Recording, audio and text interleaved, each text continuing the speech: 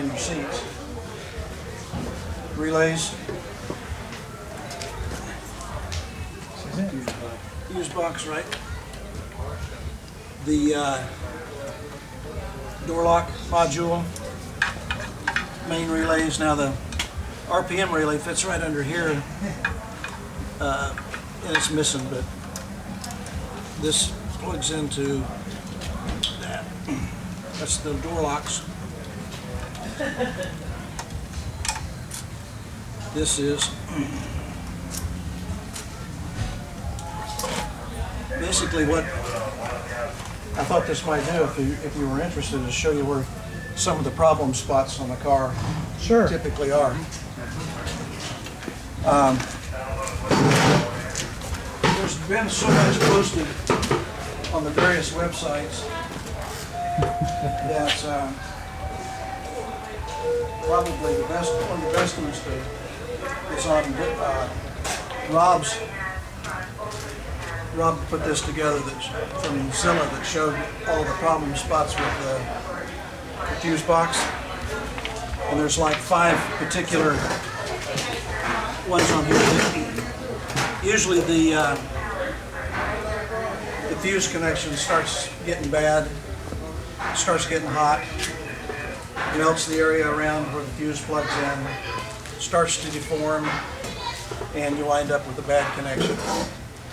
But the fuse didn't blow, but it melts in place. I'm sure everybody's had at least one of those happen to their car. Interestingly enough, my theory on that is that it's the battery. It's right underneath this compartment right here where the battery sits. Especially if you let the battery run down, then you charge it back up and you leave it in the car. The gases fill up that compartment and you wind up getting corrosion on all the connections. And that's one of the main problems with it. Excuse me, Harold, can I interrupt a half second? Okay. Anybody want raffle tickets who haven't gotten any raffle tickets? You gonna do that right now? Well, because the raffle's in like 45 minutes and we need to sell the raffle tickets, so they're all over here for 45 minutes. Then No, we're gonna be here. We're gonna be here that 20, because then they have to do officer elections. This is what I got. I'm sorry. I've got 15 minutes to sell. This is DMA pre-roll advertising. That's right. Everybody got raffle tickets? Raffle tickets, we're all good, right? Yeah. All right. Thank you. Resume. Well, the connections, not only on the fuses, can start to corrode, but the fuses on all the relays too. And so you've got, right, that's one of the main things I think that's why you should take out the fuses, clean them up, replace them, take all those connections apart. Now none of these are the more modern weather pack connections. All of these are just open to the air. You know, it's open to weather, everything else. So you're going to have problems with connections. You need to just really do a lot of keeping these clean. One of the things I found successful on the relays and all the connections in this compartment, especially before I got the Optima battery, because I think the Optima's, there's no gassing on that, and it really keeps the whole thing a lot cleaner, is to put some dielectric grease on all the connections, and that'll keep a lot of the corrosion down. Can I offer another comment on that? What's that? I'm in the marine world a good bit, and we use a product called CRC 666, which is a spray can, and you can spray it on all the terminals. I took out all my fuses and all my relays and sprayed everything, so it got all the terminals wet with this stuff, and then it leaves sort of a little protective film, like That's what it needs. That's the dielectric kind of grease thing it you're needs. talking about, right? A lot of those products from the marine world are good for keeping the connections clean. Because that's what it needs. This connection right here. Now this goes off to the. These run off to the doors right here. These connections are in the door. Inside the car, usually don't wind up with much corrosion. Usually don't have too much problems with those. This right here is the, you recognize this, I'm sure, the colors, the bulkhead connections. Yep. And these are on the inside of the car, and usually not too much trouble with these unless you let the cover. A lot of the covers weren't tight in the engine compartment. Get a lot of contamination, and so you'll wind up needing to take these off and keep them clean. Mostly for engine management, and then of course all the electrics that go all to the lights in the tail, brake lights, all that sort of stuff all plug into here. Now these two connections right here are on the bulkhead behind the passenger seat. You recognize that? All black wires to the ground. It's bolted up, and those bolts in particular become corroded. Some of them become loose. Yep. You wind up with a bad ground. Sounds familiar? Yeah. Same way on the power side, because all the power from the battery comes right through here. This is it.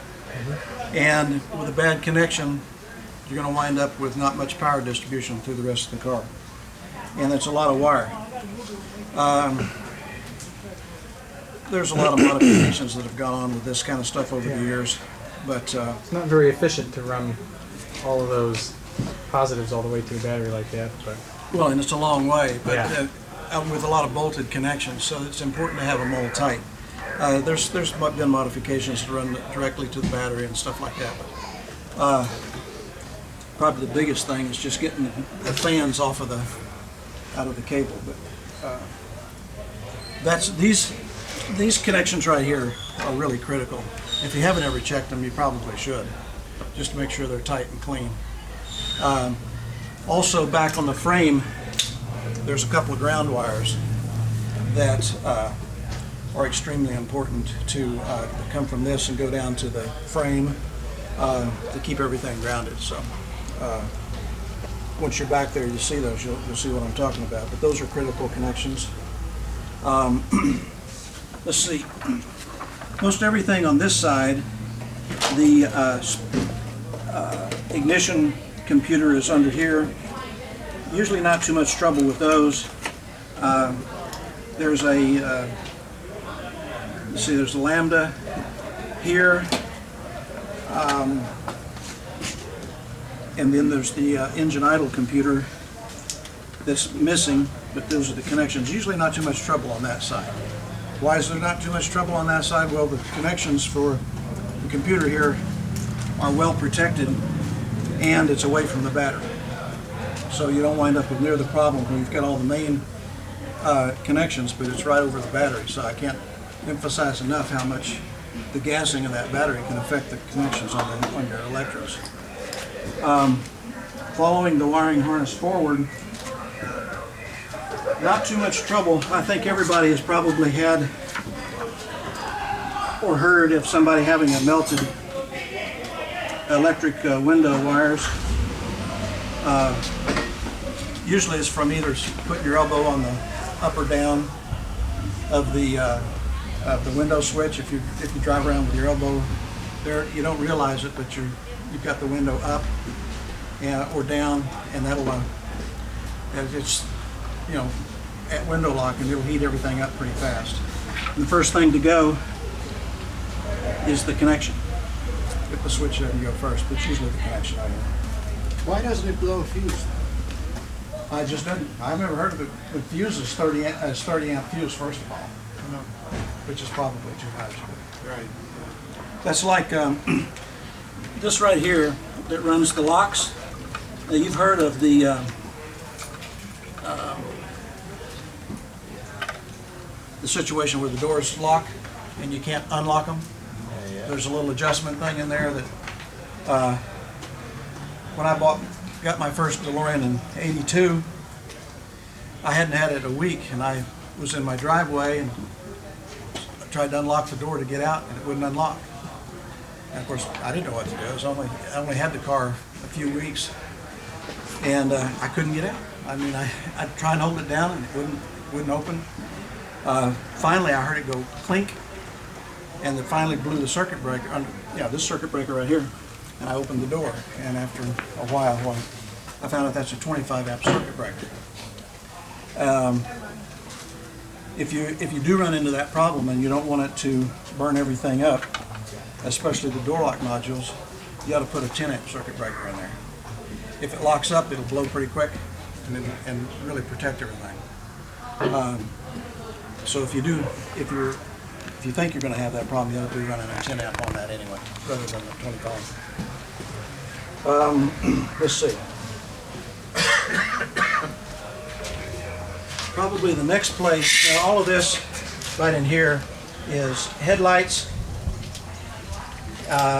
emergency flashers, and radio, dash lights. This runs off to the air conditioning, and this out of the way. These are door lights, but this is the air conditioning, heater fan, air conditioning fan inside the car. Usually not too much trouble with those. Sometimes the ground on the motor on the inside of the car is screwed to the motor. Sometimes that'll come loose. But generally, the problems aren't nearly as common as some of the others up here. Speaker wires. Now the headlight switch. The headlight switch can be a bit of a problem. How many are running the new headlight switch from DMCH? Anybody got those? I've got it. I've been putting it on. The one problem with the headlight switch was that the power wire that goes to the headlight switch is not fused, unless you fuse it, which I would recommend. Or all of the power that goes through the headlight switch, it runs the relays that for the high and low beams is fed through there when you turn on your headlights. But the thing that really heats it up is the parking lights. The left and the right side run through there, and that's a lot of current going through there. It's like with both sides running, it's like probably 10 to 12 amps of power feeding both sides, and that's a lot through the headlight switch. I burned up a headlight switch back in the early days, and I wound up, my fix then was to just put a relay on each side of for the running lights, but then I did that because it was nice to fit in the alarm system too. So I took all the load off that headlight switch. The headlight switch in my car is original, an original one, it's not the original one. But that's the reason you need a new, it's a good idea to try and do something with that headlight switch. Herbie sells a protection kit for your headlight switch that takes the power off of the headlight and runs it through a relay so that you don't wind up with the main, with all that amperage going through the switch itself. And that's the problem with the switch, all the amperage going through it. So that can be a trouble spot.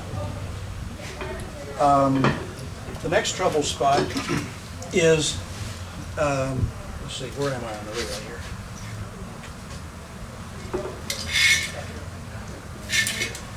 I'll find it in a second. This is the dash.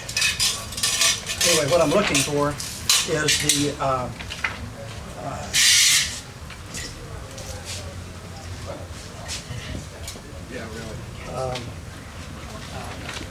help me out. What's the switch down by the Lambda counter? Inertia? Inertia switch. The fuel, if you flip it up, the door locks unlock and the fuel pump turns off. And so the fuel pump current goes through the inertia switch. Early recall item, the inertia switches were all bad. You were supposed to get one that had a white dot on it. Later, you got a quality inertia switch. I periodically like to lift mine up and make sure I hear it clicking back and forth inside. Make sure it's not stuck or the rod won't come up, something like that. Make sure it's not defective. But you can usually tell if you've had a bad one, if I can find it on here, is that the fitting, the plug-in is melted. To that one in the center over there, right in front of you. No, those are the windows, and this is the defroster switch in the middle of it. Okay. Each one of those are the windows. Let's see, got it here someplace. This is a dash. Now this is all messed up here, but this is the way the fitting looks in the back of your dash. And if this goes onto a printed circuit board, so if you notice that your gauges are acting funky, fuel gauge won't go all the way up, the amp gauge or voltmeter stays down low, it's usually because these things have gotten corrosion on them and you need to take it out and clean them up. There's two gang plugs like this. This is gang plug. This is one, and then there's a small one someplace. But all of this, let's see, where am I here?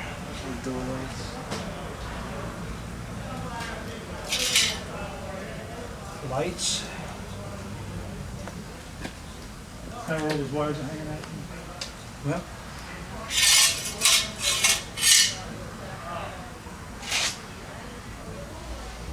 I guess I'm just going blind. With that? This, now what's missing on here, this is the turn signal, wiper motor, delay, and all that sort of stuff. This, you see this one wire still hanging on? If this ground becomes loose, turn signals will act erratic, your windshield wiper motor won't run properly, it might be intermittent, you'd be driving down the road and all of a sudden the motor comes on and goes off. It's usually this ground right here. It's grounded through this plate to the rest of the mechanism, so that's problematic. Anyway, the inertia switch is an issue, so I know it's on here. I saw it last time I was looking at it, but this one right here, no, that's not the inertia switch. Well,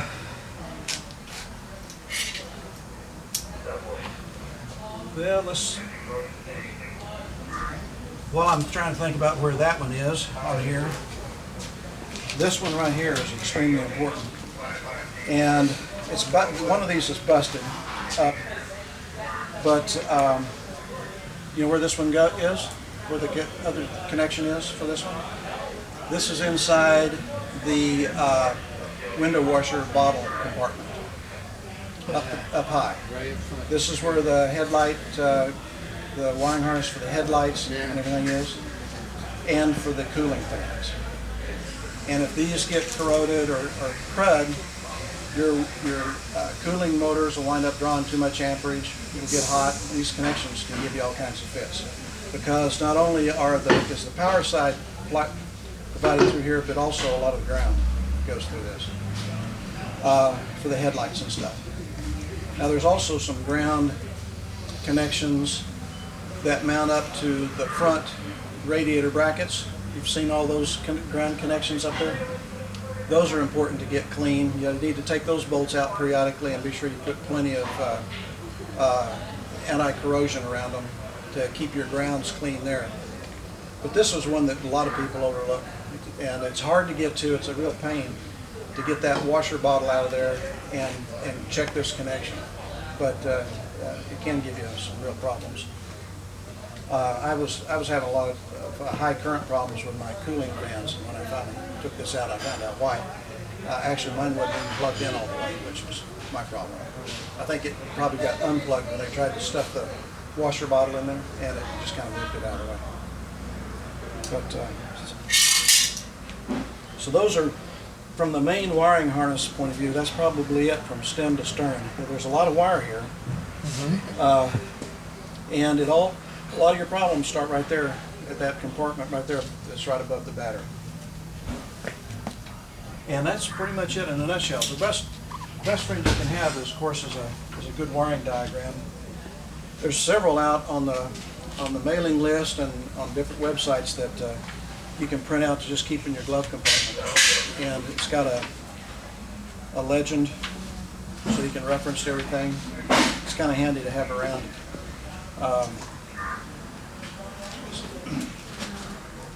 Of course, some people have gone to the trouble to really make it nice. It's got a nice color coded so you know what color the wires are and where it goes, nicely labeled. But it's a not friend of to mine did scale. this one. It's not to scale. No, this is hardly to scale. But if you're wanting to know what color wire you're looking for and you're having some problems, why you can. I see the other one you have. This one? Yeah, I think I got this one off of Grady's website.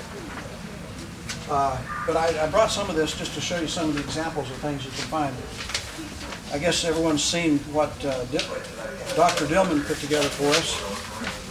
This is on the mailing list, a file. It's got the bulkhead color-coded and then the legend. Really handy to have. This, you won't find this in any DeLorean diagram anywhere. This is a great one to have to help you out. And there's all kinds of. Where can you get that at? You can get this on the mailing list. Oh, yeah? Of the DeLorean mailing list. If you go out to the files section, Okay. it's out there. Okay. I'd recommend getting that. This one I got from DeLorean Owners Association several years ago. And this is just the regular wiring diagram, but it's done in a nice sheet. You know, you can put it in a frame if you wanted to. That's what I was going to do with it, put it in my garage. So, but if anybody looked in my wiring section, you'd find that this is pretty much useless. I have all these separate wiring diagrams for my car, as much stuff as I've done. But I just did this, brought this so you can just see some of the things you can still find out there that can help you out with your electrical system. The other thing that's probably one of the most helpful, if you don't have it, I'm sure most of you have this in the manual, is the DeLorean Technical Manual. This was the one that was used to train the shop folks in the early days of DeLorean. It's got some detailed wiring diagrams that are really helpful.